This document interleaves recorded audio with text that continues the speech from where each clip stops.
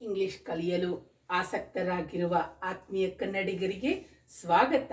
ಈ ವಿಡಿಯೋದಲ್ಲಿ ಏನಿದೆ ಅಂತ ನೋಡೋಣ. ಇವತ್ತು ಟೂ ಮಚ್ ಮತ್ತು ವೆರಿ ಮಚ್, ಟೂ ಮಚ್ ಮತ್ತು ವೆರಿ ಮಚ್ ಇದರ ಪ್ರಯೋಗವನ್ನು ಹೇಗೆ ಮಾಡಬೇಕು, ಇದನ್ನು ಹೇಗೆ ಬಳಸ್ಕೋಬೇಕು ಸೆಂಟೆನ್ಸಲ್ಲಿ. ತುಂಬ ಸಲ ಇದನ್ನು ನಾವು ಕನ್ಫ್ಯೂಸ್ ಮಾಡ್ಕೋತೀವಿ. ಟೂ ಮಚ್ ಅನ್ನೋ ಪದನ ಟೂ ಮಚ್ ಅನ್ನೋದನ್ನು ನಾವು ಯಾವಾಗ ಯೂಸ್ ಮಾಡ್ತೀವಿ ಅಂದರೆ ಅಲ್ಲಿ ಒಂದು ನೆಗೆಟಿವಿಟಿ ಇರುತ್ತೆ. ಇವಾಗ this curry is two salty ಅಂತೀವಿ. ಹಂಗಾದ್ರೆ ಈ ಕರಿ ತಿನ್ನಕ್ಕಾಗಲ್ಲ, ಇದು ನೆಗೆಟಿವ್ ಕಾಂಪ್ಲಿಮೆಂಟ್ ಕೊಡ್ತಾ ಇದೆ, ಇದು ನೆಗೆಟಿವಿಟಿ ತೋರಿಸ್ತಾ ಇದೆ. ಹಾಗಾಗಿ ನಾವು ಟೂ ಮಚ್ ಅನ್ನೋದನ್ನ ನೆಗೆಟಿವಿಟಿ ತೋರಿಸುವಾಗ ಯೂಸ್ ಮಾಡ್ಕೋಬೇಕು.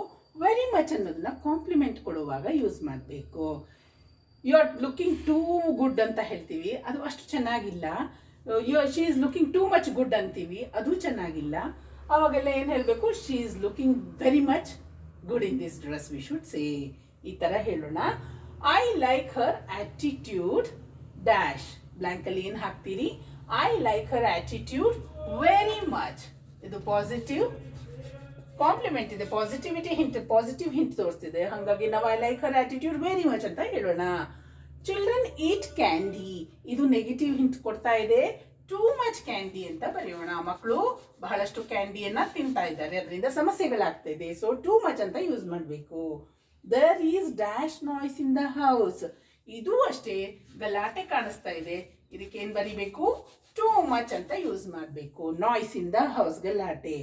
ಹಿ looks like his mother very much, ಇದು ಕಾಂಪ್ಲಿಮೆಂಟು. ಅವನು ಯಾರ ರೀತಿ? ಅವರ ಅಮ್ಮನ ರೀತಿ ಕಾಣ್ತಿದ್ದಾನೆ. ಹಾಗಾಗಿ we should write very much ಅನ್ನೋದನ್ನ ಉಪಯೋಗಿಸ್ಬೇಕು. ಇದು ಕಾಂಪ್ಲಿಮೆಂಟ್. ಇದು ₹80 is dash for a KG of tomatoes, 1 KG ಟೊಮ್ಯಾಟೋಗಳಿಗೆ ಎಷ್ಟು? 80 ರೂಪಾಯಿ ಆಗಿದೆ. ಇದು ತುಂಬ ಜಾಸ್ತಿ ಆಯಿತು, ಅದಕ್ಕೆ ವೆರಿ ಮಚ್ ಹಾಕಬಾರ್ದು, ಟೂ ಮಚ್ ಹಾಕಬೇಕು.